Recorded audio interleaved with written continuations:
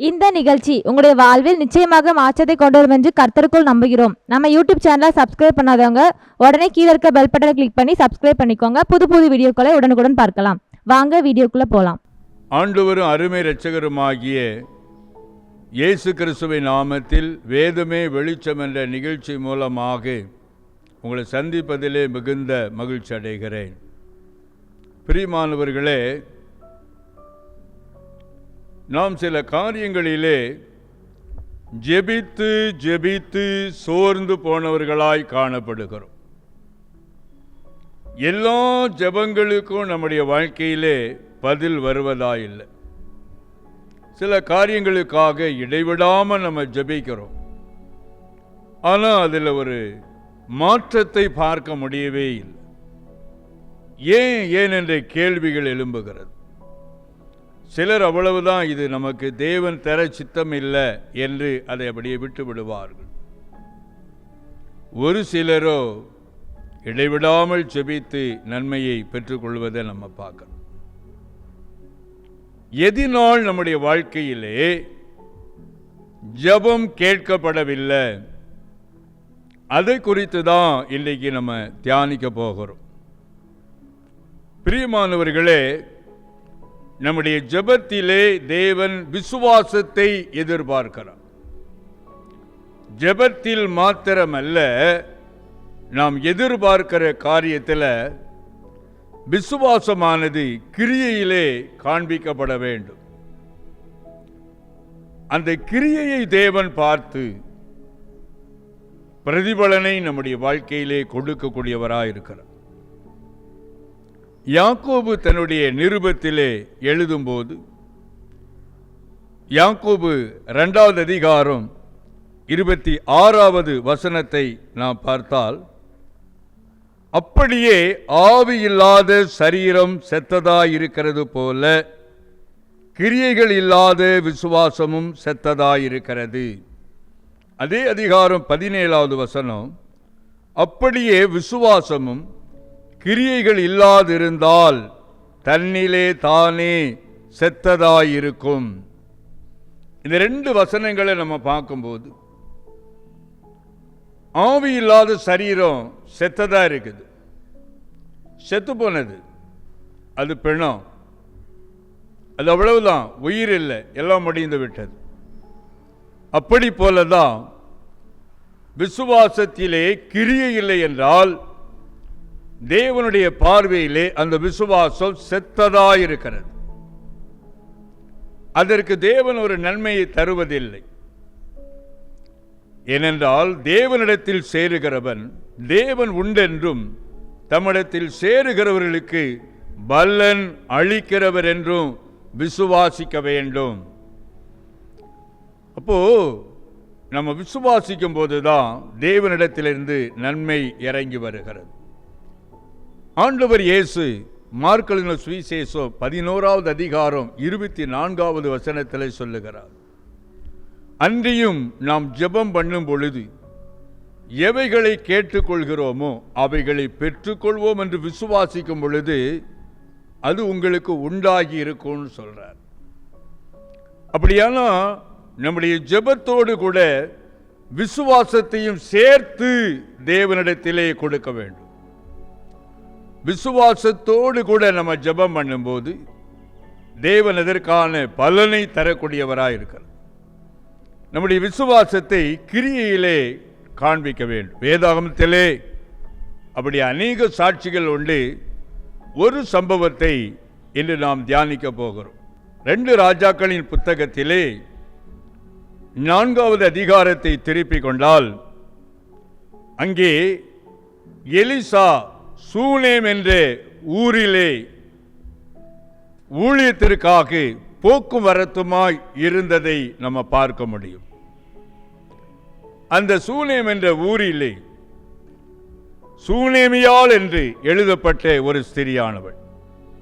வேதாகமத்திலே அவளுடைய பெயர் குறிப்பிடப்படலை. அவள் ஒரு கணத்துக்குரிய ஒரு ஸ்திரியாயிருந்தாள். இந்த எலிசா தீர்க்கதரிசி சூனேம் ஊருக்கு போக்குவரத்துமாய் இருப்பதை பார்த்து அந்த சூனேமியாள் தன்னுடைய வீட்டுக்கு எலிசாவை அழைத்தார். வீட்டுக்கு அழைப்பது, அவனுக்கு ஆகாரம் கொடுப்பது என்ற நிலையை தாண்டி அவளுடைய வீட்டிலே, மேல் வீட்டு அறையிலே அவனுக்கு ஒரு அறையையும் ஒதுக்கி கொடுத்தாள். அங்கே ஒரு மேஜையை வைத்தார், ஒரு விளக்கை அங்கே வைத்தார், எல்லாவற்றையும் ஆயத்தப்படுத்தி கொடுத்தார். எலிசா அந்த ஊருக்கு வரும்போதெல்லாம் சூனேமியாளுடைய வீட்டின் மேல் அறையிலே தங்கக்கூடியவனாயிருந்தான். அவனை சூனேமியாள் மிகுந்த சலக்கரணையோடு விசாரித்தாள் என்று எழுதப்பட்டிருக்கிறது. அந்த விசாரிப்பை குறித்து அதை நம்ம விவரித்து பார்த்தோமானால், எலிசாவுடைய இருதயத்தை அவள் பல விதத்திலே சந்தோஷப்படுத்தினாள். தன்னிடத்தில் வந்து போகிற தீர்க்கதரிசி பரிசுத்தவான் என்பதை அவளே அடையாளம் காட்டுகிறாள். அவனுடைய நடக்கையை அங்கே பார்த்தாள். அவளுடைய அன்பின் பிரயாசம் அங்கே வெளிப்பட்டது. தேவனால் அனுப்பப்பட்ட தீர்க்கதரிசியை அடையாளம் கண்டாள். இவன் தேவனுடைய தீர்க்கதரிசி என்பதை கண்டுபிடித்தாள். அவனுக்கு அவள் பணிவிடை செய்தாள். எலிசா ஒரு சூழ்நிலைக்கு வரும்போது, ஏன் இவள் நம்மை இத்தனை அதிகமாய் உபசரிக்க வேண்டும் என்ற நிலைக்கு எலிசா தள்ளப்பட்டதை நம்ம பார்க்கிறோம். எலிசாவை அவ்வளவாய் கனப்படுத்தினால், தேவனுக்கு தொண்டு செய்வது போல எலிசாவுக்கு அவள் பணிவிடை செய்தாள். அப்பொழுது எலிசா தன்னுடைய உடல் ஊழியக்காரனை பார்த்து, இவள் இத்தனை சலக்கரணையாய் நம்மை விசாரிக்கிறாளே, இவளுக்கு நான் என்ன செய்ய வேண்டும் என்று கேட்டான். பிரியமானவர்களே, ஒரு முறை ஊழியத்திற்காக நான் ஒரு கிராமத்திற்கு போயிருந்தேன். அந்த கிராமத்திலே நற்செய்தி கூட்டத்தை முடித்த பின்பு ஒரு சகோதரனுடைய வீட்டிலே சாப்பிட ஒழுங்கு செய்திருந்தாங்க. அது கடற்கரையாக இருந்ததினாலே அவர்கள் ஏழ்மையான சூழ்நிலையில் இருந்த போதிலும், மீன் வியாபாரம் செய்யக்கூடியவர்களாக இருந்த போதிலும், அந்த நாளிலே அவர்கள் வீட்டிலே எங்களுக்கு ஆகாரம் ஒழுங்கு செய்தபடியினாலே நானும் என்னோடு கூட வந்த உடன் ஊழியருமாக அவங்க வீட்டுக்கு சாப்பிட போன போது, அப்படியே அந்த டைனிங் டேபிள் முழுவதிலும் நிறைய கொண்டு வந்து வைத்து விட்டார்கள். விதவிதமா மீனை சமைச்சு அப்படியே வச்சிருக்கிறாங்க. ஒரு பக்கம் மீனை பொரிச்சு வச்சிருக்கிறாங்க, இன்னொரு பக்கம் மீன்ல வடை போட்டு வச்சிருக்கிறாங்க, மீன் குழம்பு வச்சிருக்கிறாங்க.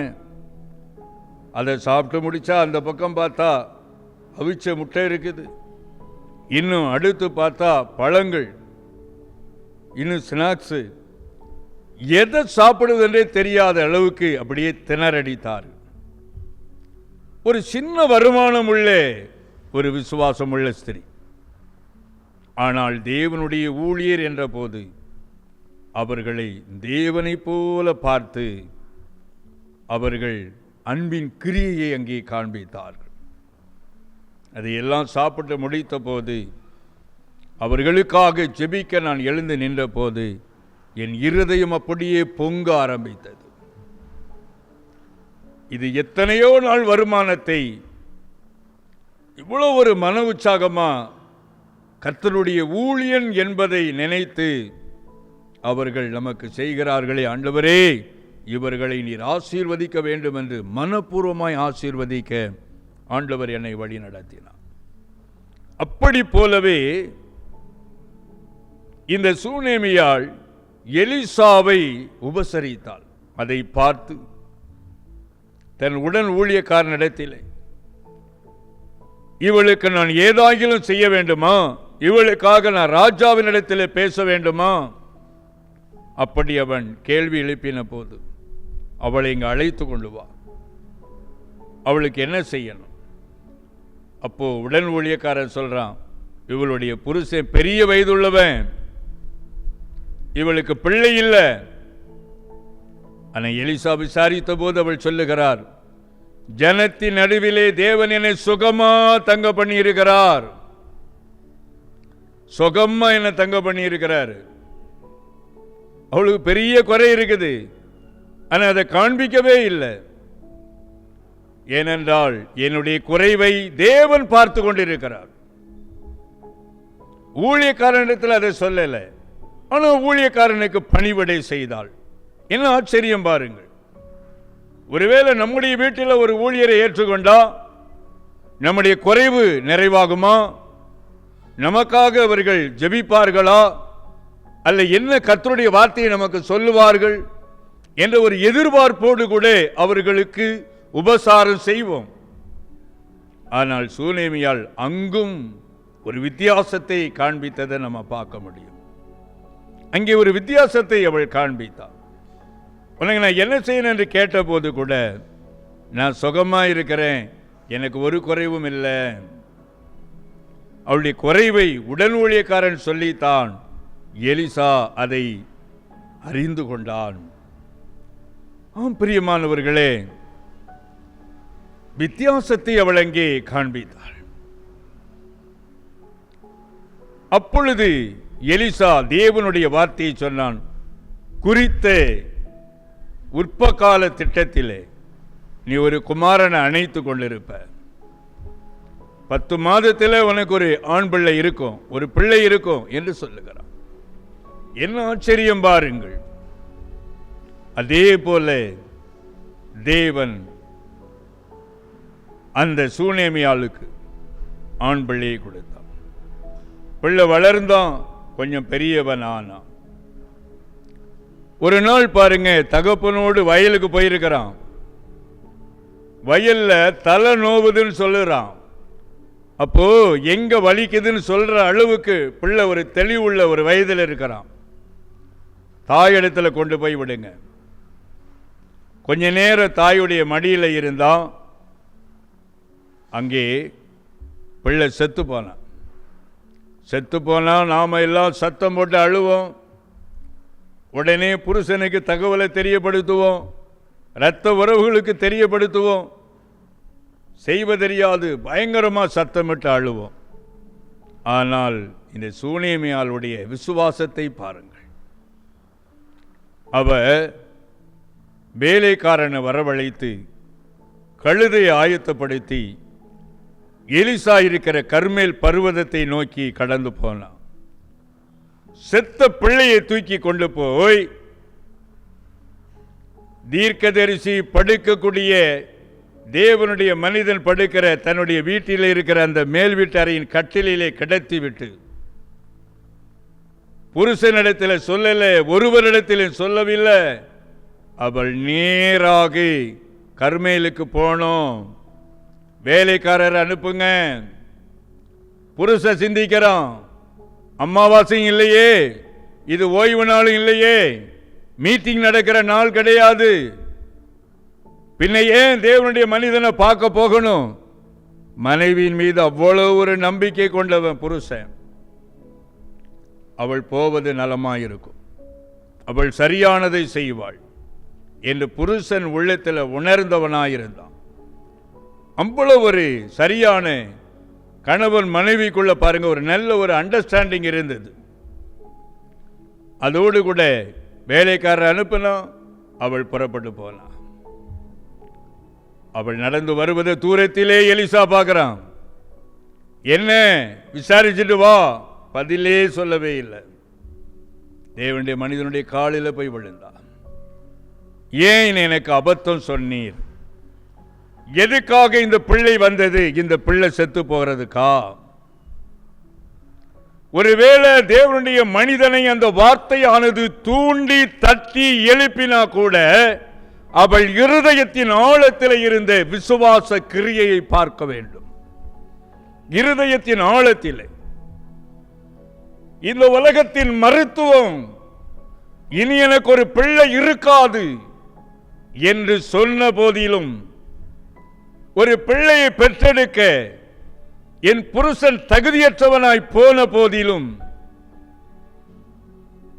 தேவனுடைய மனிதன் தேவனுடைய வார்த்தையை சொன்ன போது, அந்த வார்த்தையின் வல்லமையினாலே என்னுடைய கற்பத்திலே இந்த குமாரன் வரும் பொழுது, செத்து போன கற்பத்துக்குள்ளே பிள்ளை வரும்போது, செத்து போன பிள்ளையையும் தேவனால உயிர்ப்பிக்க முடியும் என்ற விசுவாசத்தை அவள் உடையவளாக விசுவாச கிரியையை நடப்பித்தாள். ஸ்திரீகளுக்குள்ளே அவளுடைய விசுவாசம் பேசப்படக்கூடியதாக இருக்கிறது. எத்தனை பெரிய ஒரு விசுவாசம் பாருங்கள். விசுவாசத்தை கிரியையிலே காண்பிக்க வேண்டும். அப்பொழுது பரலோகத்தின் தேவன் அற்புதத்தை செய்யக்கூடியவராயிருக்கிறார். கிரியை இல்லாத விசுவாசம் தன்னிலே தானே செத்ததாயிருக்குமே.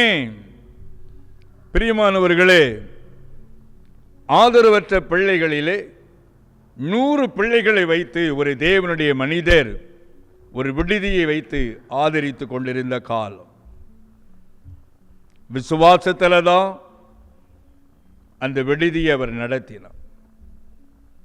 அதில் தாய் தகப்பன் இல்லாத 100 பிள்ளைகள் படித்தார், தங்கி இருந்தார்கள், வெளியிலே கல்விக்கூடத்துக்கு போய் வருவார்கள். அப்படி இருக்கும்போது அவருக்கு ஆங்காங்கே இருந்து மக்கள் கொடுக்கிற காணிக்கைகள், அதுதான் அந்த பிள்ளைகளின் போஷிப்பு. நெருக்கமான ஒரு காலம், பொருளாதார நெருக்கம். அங்கே கீழே இருக்கிறவங்க அந்த தேவ மனிதனிடத்திலிருந்து வந்து சொல்றாங்க, ஐயா இன்றைக்கு எந்த பொருளுமே இல்லை, எல்லாரும் ஜெபம் பண்ணுவோம். எல்லாரும் ஜெபிக்கிறாங்க. அப்போ அங்கே இருக்கக்கூடிய பழைய பொருட்கள், பழைய நோட்புக்கு எல்லாத்தையும் போடுங்க. அதை போட்டாச்சு. அதுக்குரிய பணத்தை வச்சு ஒருவேளை சாப்பாடு பிள்ளைகளுக்கு கொடுத்தாச்சு. அடுத்த வேளை என்ன செய்வது? இரவு வந்தாச்சு. கர்த்தர் போஷிப்பார். ஜெபம் நடக்குது. ஜெபித்து முடித்த உடனே பிள்ளைகள் வரிசையில் உட்காருவாங்க, சாப்பிடணும். எந்த பொருளும் வாங்கி கொடுக்கல, சமையல் அறையில் எதுவுமே சமைக்கல. எல்லாரும் திகைத்து போயிருக்கிறாங்க. பிள்ளைகளுக்கு 8 மணிக்கு எப்படி சாப்பாடு கொடுக்க முடியும்? என்ன செய்வது என்று தெரியல. தெய்வ மனிதன் விசுவாசத்தோடு கூட முழங்கால் நின்று தனித்து அறையிலே ஜெபித்துக் கொண்டே இருந்தார். பிள்ளைகள் ஜெபிக்கிற சத்தம் கேட்குது. ஜெபிச்சு முடித்த உடனே சிறு பிள்ளைகள் எல்லாரும் அவங்கவுங்க தட்டை எடுத்துட்டு சாப்பிட உட்காருவாங்க. இப்போ சாப்பாடு கொடுக்கணும். அவர் அப்படியே அழுது ஜெபிக்க ஆரம்பித்தார். ஆண்டவரே, நீர் தானே இந்த ஊழியத்தை எனக்கு கொடுத்தீர், நீர் தானே இதெல்லாம் செய்யணும்னு சொன்னீர். நீர் இந்த ஊழியத்தை எனக்கு கொடுத்தது உண்மை, நானும் விசுவாசிக்கிறேன். மனிதர்கள் ஒருவேளை மறந்தா கூட நீர் மறவாத தேவன்.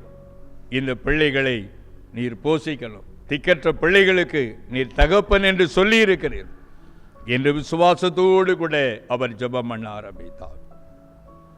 அப்படி அவர் விசுவாசத்தோடு ஜெபித்ததின் விளைவு பாருங்க. ஒருவர் ஓடி வந்து ஊழியருடைய அறையின் கதவை தட்டினார். கதவை திறந்தா, ஐயா 2 அண்டா நிறையா சிக்கன் பிரியாணி யாரோ கொண்டுட்டு வந்திருக்கிறாங்க. என்ன என்று விசாரித்தா பாருங்க, அந்த நாளில் அதிகமான மழை பெய்யுது. ஒரு கேட்டரிங்கில் ஒரு ஃபங்க்ஷன் வீட்டார் பிரியாணி ஆர்டர் பண்ணியிருக்கிறாங்க. 200 பேர் சாப்பிடக்கூடிய பிரியாணி. வந்த வண்டியை பாருங்க, அது சேற்றில் அகப்பட்டு கொண்டு வண்டி பழுதாயிட்டு போய் சேரக்கூடிய இடத்துல போய் சேரலை. அதை ஆர்டர் பண்ணவங்க ஆர்டரை கேன்சல் பண்ணிட்டாங்க. ஏன்னா நேரம் ஆகுது, குறித்த நேரத்துக்கு வரல. நாங்கள் ஹோட்டல்களில் ஆர்டர் பண்ணி கொடுத்துக்கிறோம், உங்கள் இது தேவையில்லை என்று சொல்லிவிட்டார். என்ன செய்கிறதுனே தெரியாதவங்க 200 பேர் சாப்பிட்ற இதை எங்கே கொண்டு போய் கொடுக்கறது? என்ன செய்யறது தெரியாத சூழ்நிலையில் சுற்றி சுற்றி பார்த்தபோது அங்கே இருக்கிற பெரிய போர்டை பார்த்தாங்க. ஆதரவற்ற பிள்ளைகளுடைய இல்லம் அதை பார்த்த உடனே இந்த பிள்ளைகளாவது பசியாரட்டுன்னு 2 அண்டா பிரியாணியை கொண்டு வர்றாங்க.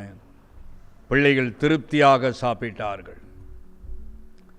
விசுவாசம் கிரியையிலே முயற்சிக்க வேண்டும். கிரியை இல்லாத விசுவாசம் தண்ணீரே தானே செத்ததா இருக்குமே. சூனேமியால் செய்ததை பாருங்க. தேவனுடைய வார்த்தையை அவள் விசுவாசித்தா, பிள்ளையை பெற்றெடுத்தா. அந்த தேவன் செத்த பிள்ளையை உயிரோடு எழுப்ப முடியும். அவளோடு கூட எலிசா அவள் வீட்டுக்கு வந்தான். மேலே அறைக்கு போனான். பிள்ளைக்காக அவன் மீது விழுந்து ஜெபித்தான். பிள்ளையின் உடல் அனல் கொண்டது. அவன் தும்மி தும்மி எழுந்து படுக்கையில் உட்கார்ந்தான்.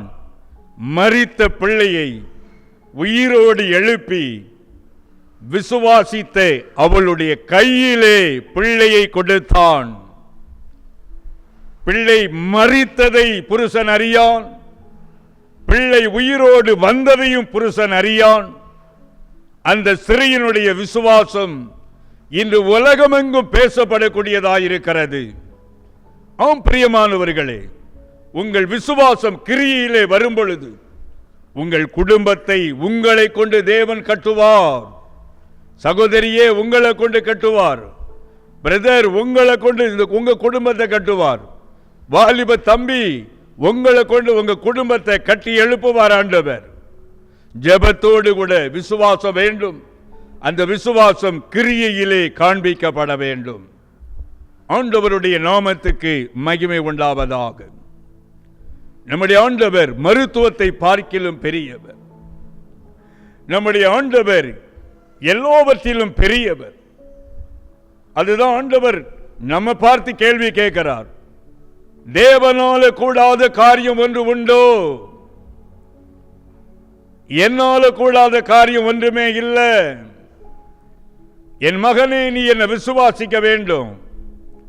என் மகளே, நீ என்னை விசுவாசிக்க வேண்டும். நீ விசுவாசிக்கும் பொழுது நீ தேவனுடைய மகிமையை உன் வீட்டுக்குள்ள காண முடியும், உன்னுடைய வாழ்க்கையில காண முடியும். ஐயோ, வியாபாரம் ஒன்றும் இல்லாம போயிட்டே, ஐயோ என் பிள்ளையுடைய எதிர்காலம் கேள்விக்குறியாகிவிட்டது, ஐயோ என் சரீரம் இன்றைக்கு வியாதியினாலே பாதிக்கப்பட்டு விட்டது, என் குடும்பம் இன்றைக்கு இருளடைந்த சூழ்நிலைக்குள்ள வந்துவிட்டது, நான் என்ன செய்யட்டும் என்று வேதனையோடு நிற்கிறீங்களா?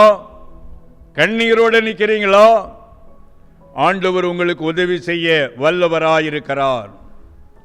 ஊழியத்துடைய ஆரம்ப காலம் பணித்தளத்தில், அது ஒரு ஆரம்ப காலம். அந்த ஆரம்ப காலத்தில் பாருங்க, முதல் பணித்தளம் ஒடிசாவில். அந்த இடத்தில் பாருங்க, சுவிசேஷத்து நிமித்தமாக உண்டான எதிர்ப்பு. அங்கு இருக்கக்கூடிய மத வெறியர்கள் பல விதத்திலும் தூண்டி பலமுறை கலவரத்தை செய்தார்கள். வாடகைக்காக நாங்கள் இருந்த அந்த இடத்துல நம்முடைய ஊழியத்தின் அலுவலகம் பலமுறை அடித்து அதனுடைய முன்பகுதி சேதப்படுத்தப்பட்டது. அப்படி மிகப்பெரிய ஒரு சவாலான ஒரு சூழ்நிலை. நாம் அந்த இடத்துல போகும் நாளுக்கு முன்னே ஒரு மிஷனரி கால்படாத பூமியாய், சுவிசேஷமே இல்லாத ஒரு பூமியாய் இருந்தது. அப்படிப்பட்ட ஒரு சூழ்நிலையில பாருங்க, ஒரு சிறு கூட்டத்தை ஆண்டவர் ரட்சித்தார். ஆரம்பம் 12 பேர் சேர்ந்து ஒரு ஆராதனை உருவானது. மதவெறியர்கள் பாருங்க, அந்த ஆராதனையை முடக்கி போடும்படியாக, தமிழ்நாட்டிலிருந்து வந்த நீ தமிழ்நாட்டுக்கே போ, இங்க என்ன நீ செய்யற?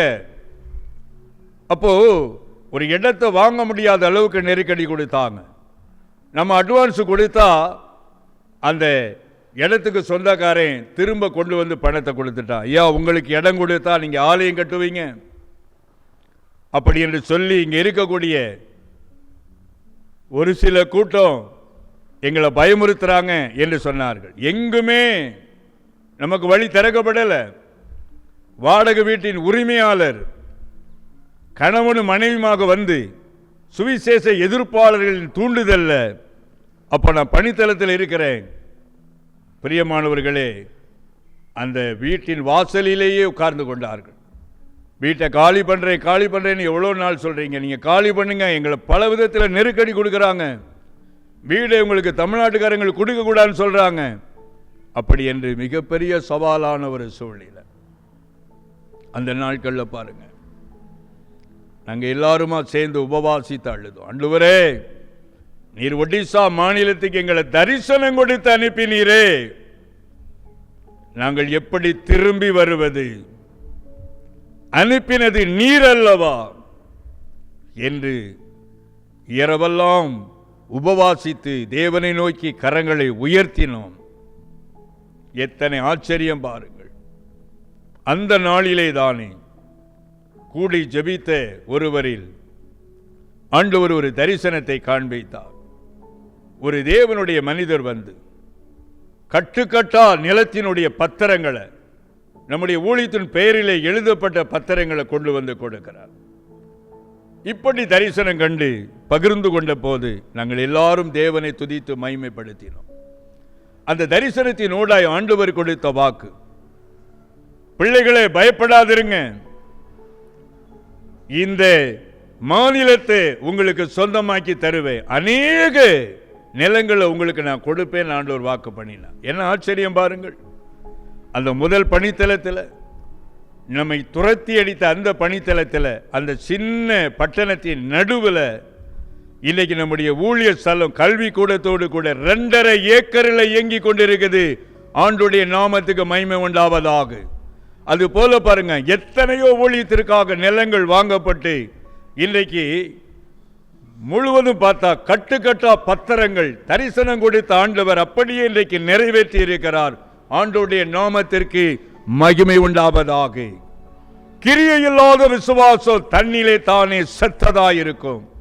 கிரியை இருந்தா ஆண்டவர் கிரியை செய்வார். அவரை விசுவாசித்து கிரியை நடப்பித்தா அவரும் உங்க வாழ்க்கையில இறங்கி வருவார். ஆண்டவர் நன்மையை தருவார்.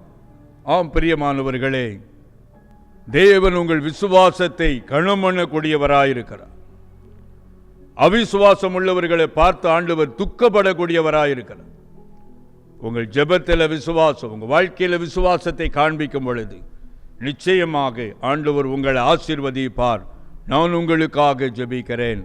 தகப்பனே, நன்றியோடு துதிக்கிறோம், சோத்தரிக்கிறப்பா.